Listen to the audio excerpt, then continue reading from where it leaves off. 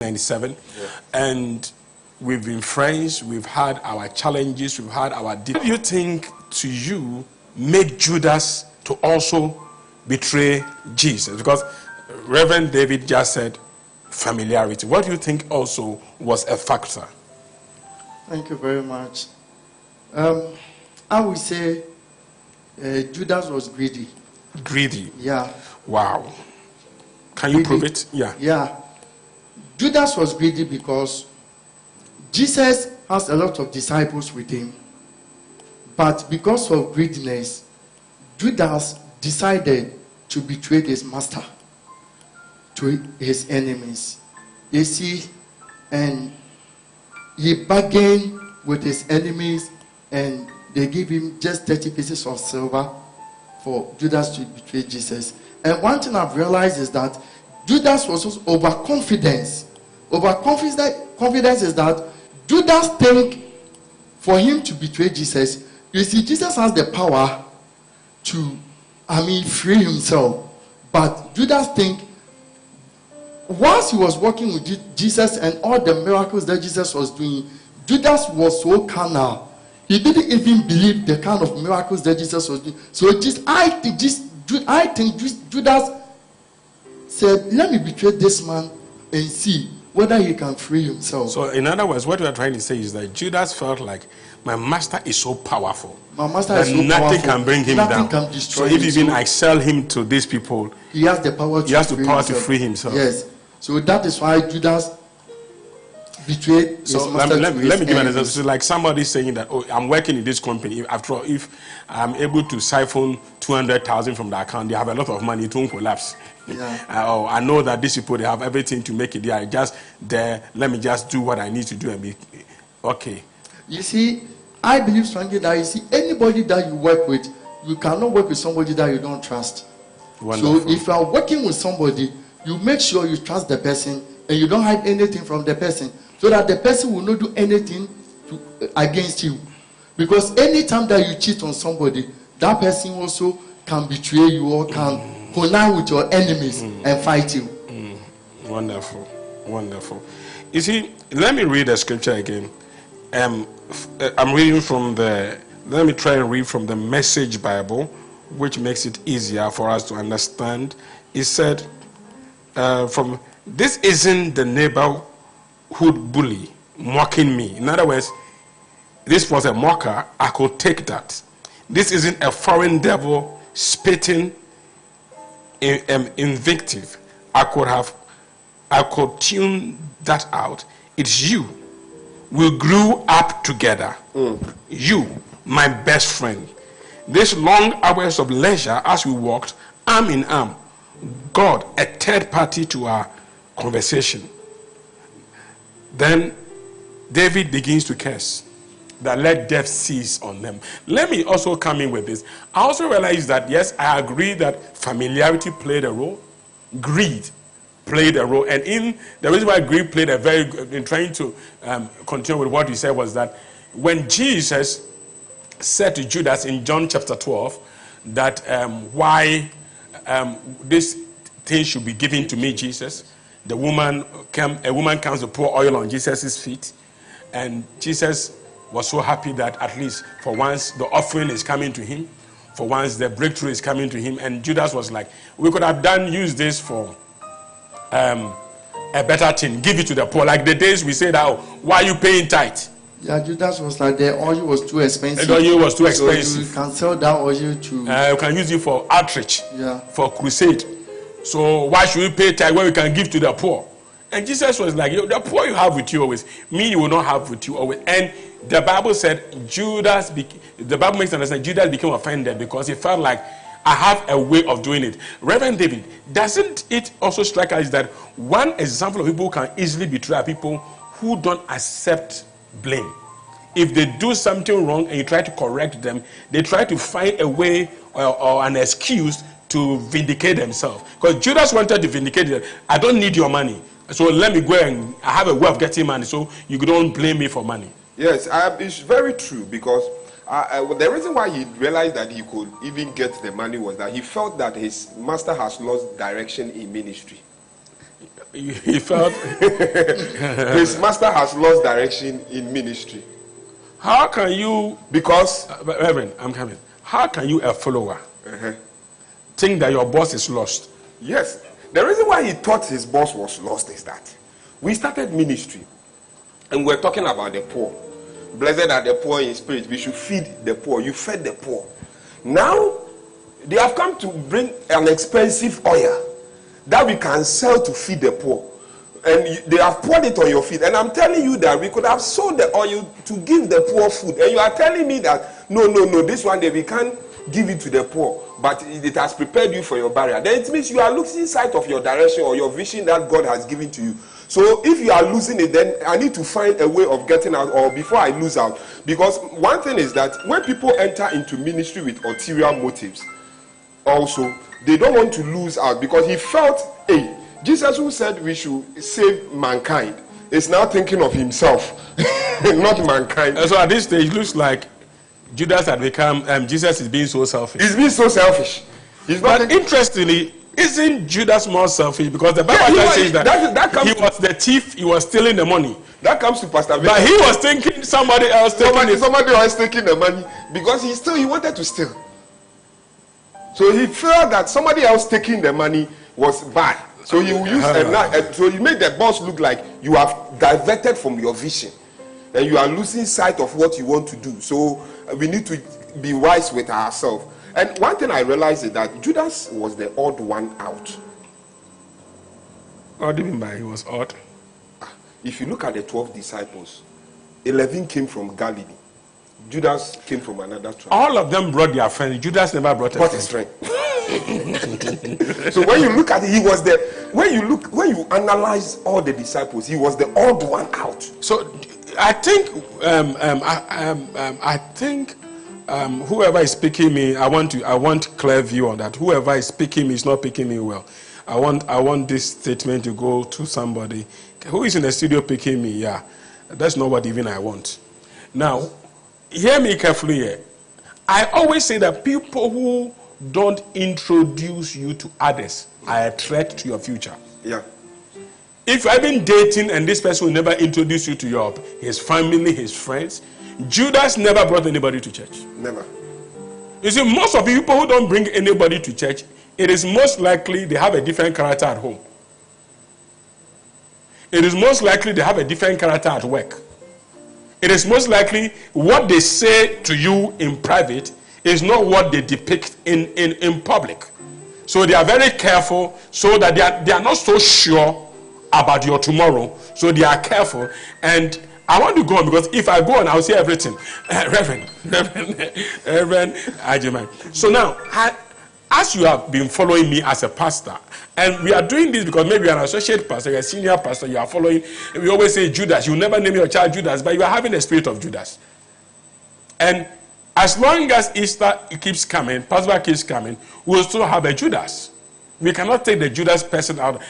As you are following me, has there been times that you see that I'm saying something and you think that what I'm saying doesn't make sense?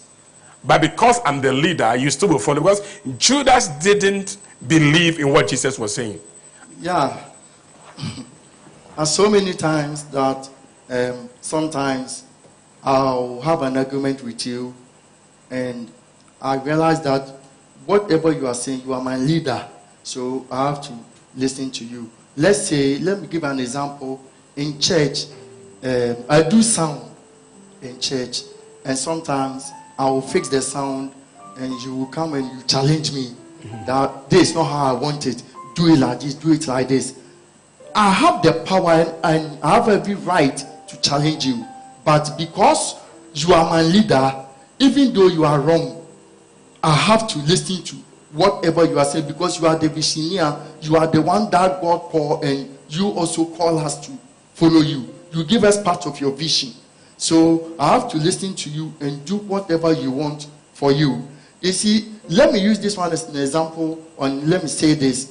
You see, anybody who is an associate pastor and let's say you are money conscious, you like money, you like when you see things you can't stand, you want to take things that doesn't belong to you. there's this young pastor who has a branch, and by the grace of God, the branch was doing well. They have a lot of money, a lot of cars in the church. So one day the guy just said, I want to take the church. And the pastor said, what do you mean? He said, I want to take the church. I want you to give me the church, the cars and the members and those who can pay big tithe. I want to go with them. And the head pastor said something. He said, okay, you can go, but you cannot go with two things in the church. Number one, the pulpit that you stand in to preach, you cannot go with that pulpit. Number two, the Bible that we give when we're ordaining you, you cannot go with that one. You see, because the guy was greedy, he said, okay, he was so excited. And he left the Bible and the pulpit. He left the Bible and the pulpit and went away with the money and the car. So, not quite long, the guy was nowhere to be found. He went into oblivion. Nobody knows where the guy was. One thing I want to tell the associate pastors is that sometimes you don't have to be greedy. You don't have to be greedy in ministry. There has been so many times that people will come to me and tell me, Pastor Victor, why are you following this man? This man has nothing to offer you. They will come to Pastor David. Pastor David, you are a fool for following this man. He has nothing to offer you. But you see, because we've seen something in the man that nobody has seen, and we decided to follow our Father. Wonderful. Reverend, what do you also say to this? Has there been times that you also felt this? There have been many times. I quite remember I was called by one elderly man and he said, you have finished your senior secondary and I can just pay your university, sponsor you through the university. The only condition attached to this is that stop following this foolish man. Excuse me my language. And I said, how? Then I told the man, I can't stop, because if that is the case, then you can take your university scholarship, because that will not stop me. But one thing with the lifestyle of Judas, let us note that we talk about Judas, like you made a statement on that. Everybody can be a Judas. Everybody, including myself.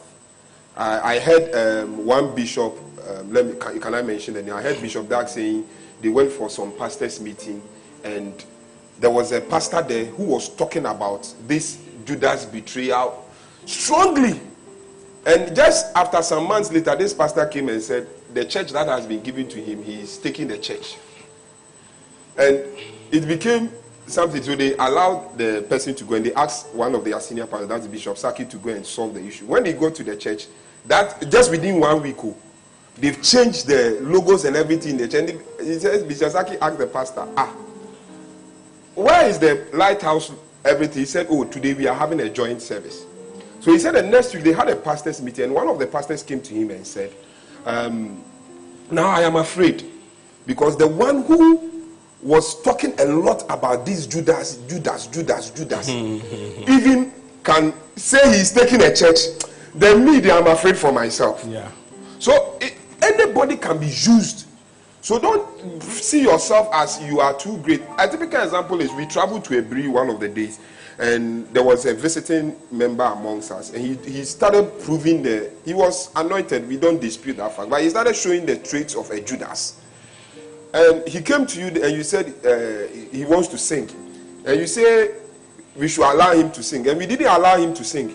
I remember that speaking to us, and you were shouting on us. Why wouldn't you allow the guy can sing? He's anointed. Allow him to sing. And we too know that the guy was showing a trait of a Judas, and we were not allowing him until we were done with, because we didn't want to destroy the program. Until we were done with the program, we came to him and said, do you know the reason why we didn't allow this gentleman to sing? Then we explained to you that he was saying that you cry, the way you are preaching, that's not how you preach. The way you are casting demons, that's not how it is done. It's supposed to be done this way. So he was showing some trait of a Judas. And a Judas cannot be allowed. This is way back 1998, 99. Yes. You guys were so versed on this issue about betrayal, loyalty, and disloyalty that you wouldn't allow the guy even into the part of the ministry. We can't allow that, because if we allow it, then the person will have his way.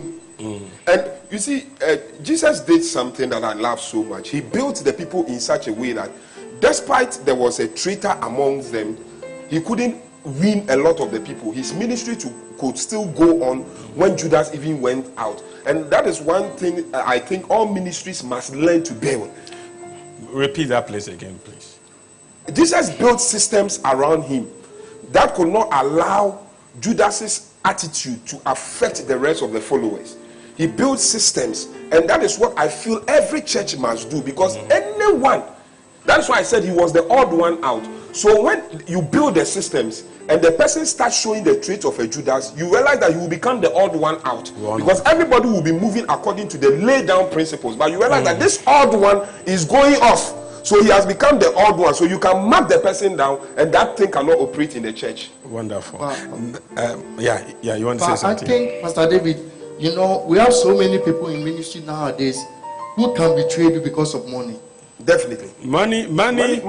After the Bible says the love of money is the root of evil. And I believe that anybody who chooses money over a human being is a betrayer. Straight away. No matter the condition. Whenever anybody chooses money over a person, the person is a Judas. Yeah, because I can't remember years back, one pastor tried to influence me to follow him in the sense that he would give me room free, that is 2 bedrooms and the car, so I should stop following my pastor and come and follow him. And that's the time you didn't even have a car. I didn't even have a car. I didn't even have a place to sleep. You see, that's what I'm saying. Sometimes people can use money to influence you to, do, excuse me to say, things that you are not even supposed to do. You see, I didn't follow this man today. That man is nowhere to be found. I don't even know where the church is. So sometimes somebody can come to you and deceive you with money. And if care is not taken, you will follow this person and you will lose. Wonderful. And I think one of the traits of Judas's life is they expect that they should be treated in a certain way. They want to compete. I'll come there. Let me say. Now, watching us live on Facebook, I want you to share right now. If you're online, share it on your page. And then when you are done, share it to your friends. Do a watch party with other people so other people can watch. It is also on YouTube. In case you don't want to be seen on Facebook, you can go to YouTube right now. We are also on YouTube. And our Zoom, if you're a member of the church, you are going to be on Zoom where you can ask questions, ask for prayer, and then we'll be talking to you. If in case the Zoom goes off, we will be reactivating a new line to set it up, because I think we set it for only an hour. So if it goes off, our administrators will reset and give their new link for you to follow. And what were you saying again, Reverend? I love what you were saying. I said one trait of the Judases is they expect that they should be treated in a kind way. If my senior pastor is being treated this way, I should be treated the same way. Definitely. Why should he be treated more than us? We are all anointed. We are all anointed. God speaks to all of us. So why should he be treated well than me? And they also expect that when they are giving assignments, nobody. I realized that Judas's offenses started from the fact that he was keeping the vote, and we wanted to pay. So whoever holds the vote calls the shot. Yes. So if I have the money, I should decide what happens. What happens? Yeah. And we were to pay tax. And Jesus, you knew you could get the money from a fish's mouth. Why didn't you send me, the one who holds the vote, to go to the fish and bring the money? You send Peter. Isn't Peter's job? Okay. So somebody can easily become offended in church because, okay, he's supposed to do this, and the pastor has asked somebody else to go and do it. Okay, so I've not thought of it that way before. So we are going to pay tax, and Peter went for the money and used the money to go and pay that. Why, when he went for that, he didn't bring it to me, Judas, to go and pay? Okay. So that money didn't enter the treasury. It didn't enter the treasury, so that and it cannot be accounted for. Reverend. You see, so if it cannot be accounted for, then you are making me in a way useless. So I'll find offense there. Yeah. Now, let's look at it. You just said something which is interesting. Offenses.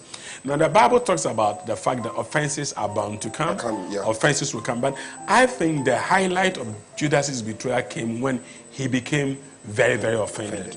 Now, most often, when people become offended, they want to prove that they were right. Definitely. And leadership was wrong. Now, anytime you try to find a ways and means of proving a leadership wrong, you are going to end up being a traitor. 100%. And that is what Judas wanted to prove, that if it comes to money, I know I'm a businessman. I have business administration. I know how. That's why you yourself, he said, I should hold your money for you. And even though I've been stealing, there's always money. So how would you then embarrass me in front of everybody and tell them that this money was kept the poor? And I believe one of the things to see is, I call it the Jezebelic spirit, is when people feel offended when you rebuke them publicly. Because Judas was being rebuked publicly. Peter was also rebuked publicly. Even Peter, they said, Satan, get thee behind me. And he didn't become offended. But Judas was betrayed publicly. And he became so offended that he decided to cheapen the vision of his master. Daddy, you see, the problem of Judas was that, like, when we come to this ministry, I'm the one very close to you, in a way. But Judas's problem was that, Jesus, I eat with you. I'm your very close acquaintance. So if even I was wrong, when we are eating and we are close, you could have spoken into my ears. So why did you spill it out for everybody to know? Say, I feel that I'm very close to you, but I'm nobody. That is where the offenses started. And you see, it happens in ministry a lot. People who are very close to the man of God. And you see, the Bible says something. He said, he chastises the one he loves. The one God loved, they are the ones he chastises. So me, if my pastor insults me in front of them. I remember one time in church, you have warned me, those were the days I was working, when I sit behind the drums, when you are preaching, I'm sleeping. So you used to be a drummer in church? Yes. You didn't just get up to this level. And I was sleeping behind the drums, and you shout. Then I'll still sleep. Then one day when you were preaching, and you shouted on me, and the whole church executive were like, hey, your own close man, he has done something, please call him into the room.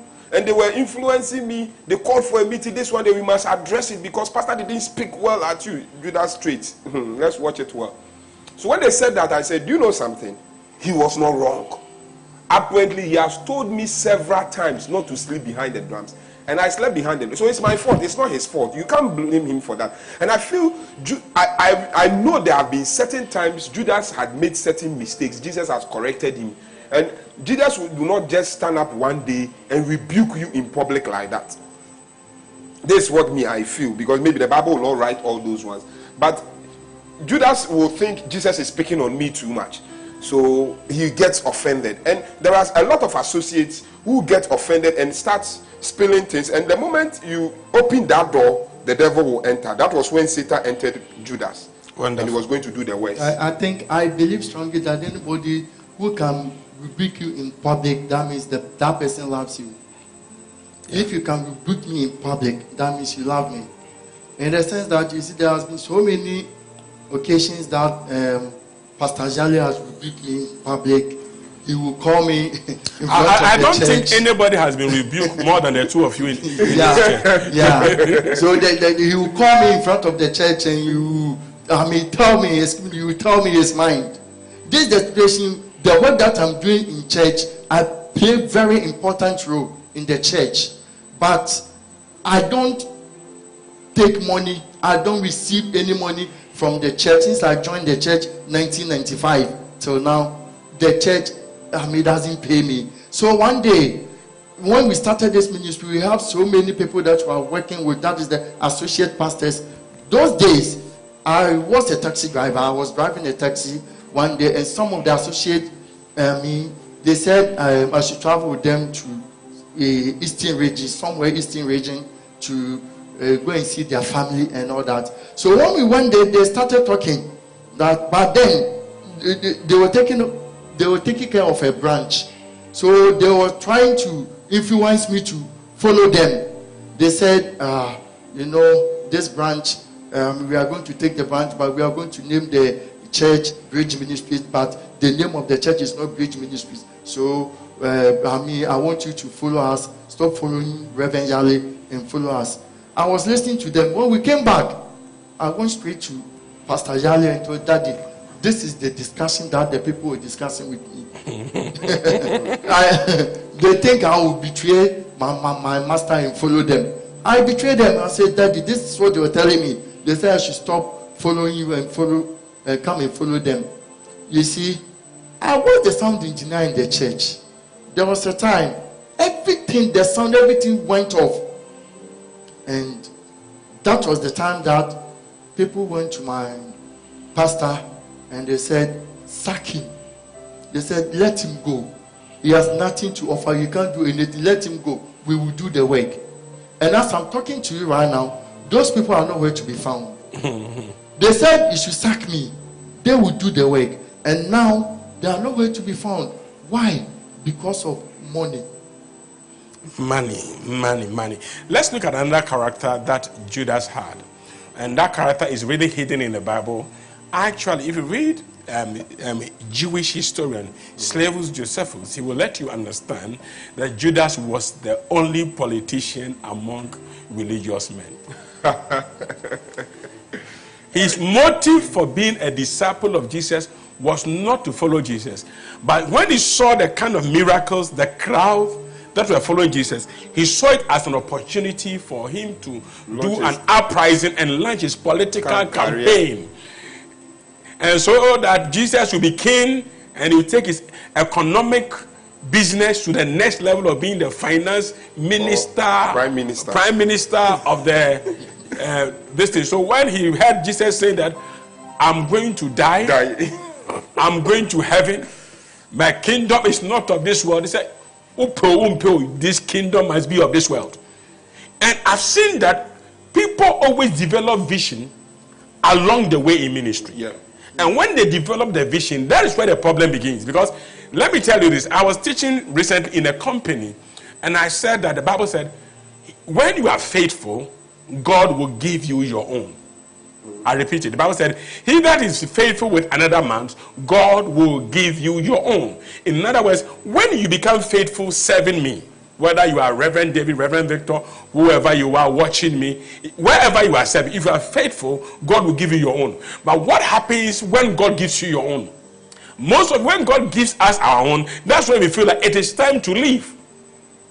Or if we are not leaving, we feel like we are an addition to the system. So I always say that becomes 1 + 1, or 2 + 2, or 3 + 3, which is 3 + 3 is what? My math is not good. 6. Thank you. But when you begin to have loyalty, faithfulness, and you serve, what happens is that God connects you to the leadership more. You don't need to leave. What happens is that you blend, and you come to a place of multiplication. So 3 × 3 is what? 9. So 4 + 4 is what? 8. But 4 × 4 is what? 16. So we begin to multiply because you sitting here, Reverend David, Reverend Victor, all of you have your own ministries. Yeah. You are powerful in your own rank. You are powerful in your own level. There are things you can do, I cannot do. Yeah. But God in his own way has lifted you. Yeah. How do you relate this to our modern world where people feel like, some people even serve and say like, my service 8 years, my time has so interesting. Somebody once asked me that, how long should you serve a pastor before you begin you have that in mind? And let me say this to everybody watching me.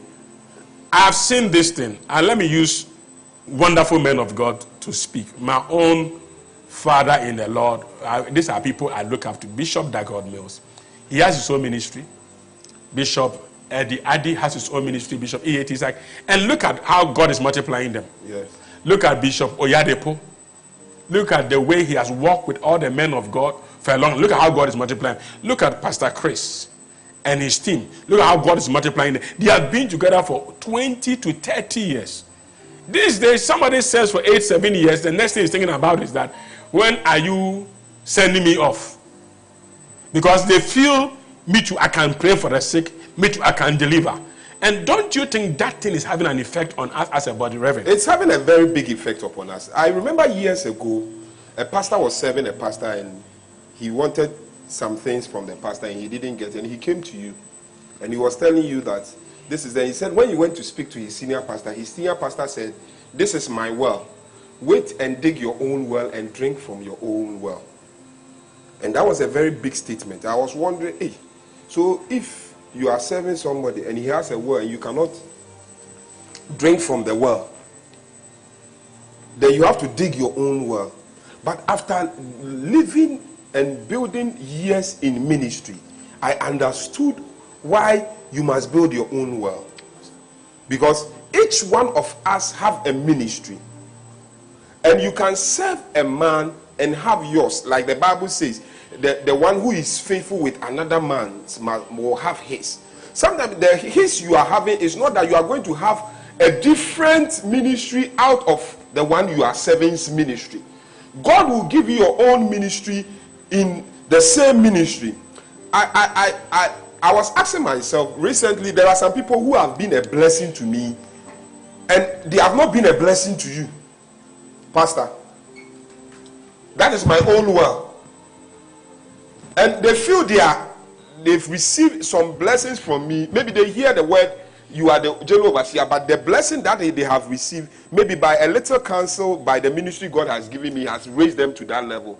So that was when I understood the statement of the man of God saying that, wait till you get your own.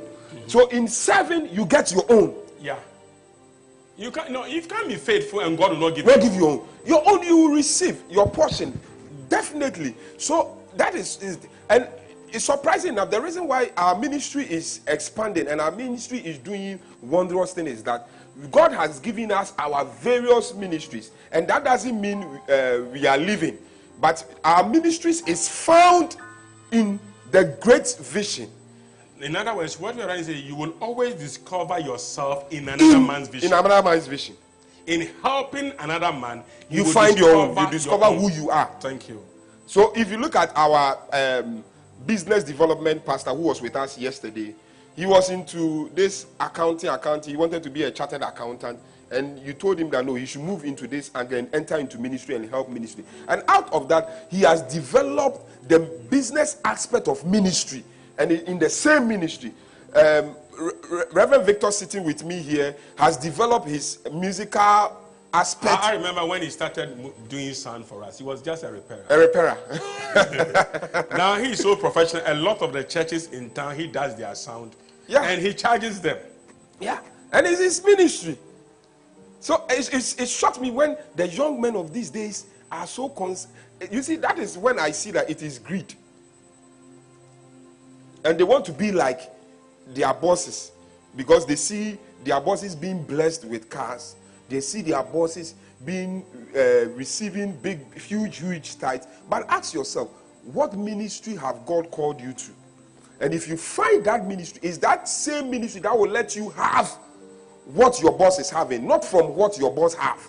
But God in his own way will cause people also to fall in line with you. Because one thing Pastor, you make us to understand is that each of us have our various and unique people who are attached to us. No matter what. Somebody who might not come to church because you preach well. Somebody might come to church because he wants to hear. Somebody likes my ministry. Somebody likes my ministry. Somebody likes Reverend Victor's ministry. But when we all come together, they love our ministry. They love our ministry. Yeah. So it becomes one great ministry. So you don't show the traits of Judas. When you begin to say, I've served you for 8 years now, let me have a way then. Because the reason why I said that was that Judas realized that Jesus was the Messiah when they said it. So he realized that he being the Messiah, that he was coming to overthrow the Roman government. And when you overthrow the Roman government and he is the king, like now we have in UK, we have the queen and we have the prime minister. He was going to be a prime minister. Now Judas realized that Jesus was changing the vision. He said, no, now you want to die. How can you die? Somebody who you are going to come to overthrow the Roman kingdom, you want to die. No. As for that one, I won't allow you. So if you want to die, then I have to find a way and achieve the vision I have. That is my political vision. So that I can become my prime minister. I'm not going to allow you. So then if that is the case, I will force you to go and overthrow the Roman government by betraying you. Wonderful. Wonderful. Now, I believe that if you are around a man of God and you are not discovering your ministry, then you are not serving faithfully, you are not serving loyally. There's no way you serve faithfully that God will not allow you to develop your own. Because when you betray, your ministry ends. We don't know where the ministry of Judas is till today. Till date, nobody wants to be a Judas. Nobody. Nobody wants to be. But there's a ministry of Judas still in our churches. Yeah. There are still people who are stealing offering. There are still there are still people who are betraying, who can't speak the truth to leadership, who easily become offended, who don't want to be rebuked, who don't want to be directed in life, and yet they are all in church. There are still people in church who still have their own motive. You see, let me give you an example. Now, if you read John chapter 6, which is my favorite whenever I'm dealing with leadership, the Bible said, and Jesus came to the Sea of Tiberias, which is the Sea of Galilee, and then Jesus said, let us feed the poor. And now initially, if you look at it, I call it the manifesto of Jesus in Luke 4:18. Feeding the poor was not part of it. Yeah. So even with the issue of Judas saying that we were feeding the poor, before Jesus started, he was not feeding the poor. Jesus started, he said, preach the gospel to the poor. Now he sees that there's the need to feed the poor. So you, Judas, you have been made finance minister. Yeah. Because initially, he was not a finance minister. No. Why do I know that he wasn't a finance minister? Because Jesus went to Philip, the administrator, and said, where can we find bread that this may eat? So he didn't go to Judas. So somebody lost his position for you, Judas, for you to now become a finance minister. Now you have become a finance minister. You are not listening to any instruction. What you want to do is what. I remember there was a time there was someone like that who, if I tell do this, he does what he wants to do. When he said, God said you should come and learn from me. One day I called him and said, next week I want to send you away. And it was the man of God, I don't understand. I said, the way you are doing what you want to do, it means that I've finished teaching you. Your teaching is over. Because you cannot be around leadership and do what you want to do. Because a leader goes the way so they can follow the way. Now, in summing up, what do you think, Reverend Victor Jimai, is your last word for a person like Judas in our society today? One thing I will tell somebody who is watching us this evening is that don't follow because of money. Because any time that you follow somebody because of money or because of your stomach, you can never do ministry. So if you follow somebody because of money, that is when you go around, you start betraying the person to his fellow pastor. So if you want to move forward in life, if you want to go forward in ministry, don't do ministry because of money. If you don't want to become like Judas, don't do ministry because of money. Because when we started this ministry, we did not add money to our ministry. And that is why God has blessed us now that we are sitting here. There's nothing that we want to offer that we cannot offer. We can buy anything that we want. But if you want to do ministry because of your stomach, you can never go far. Wonderful. Reverend David? Matthew 18.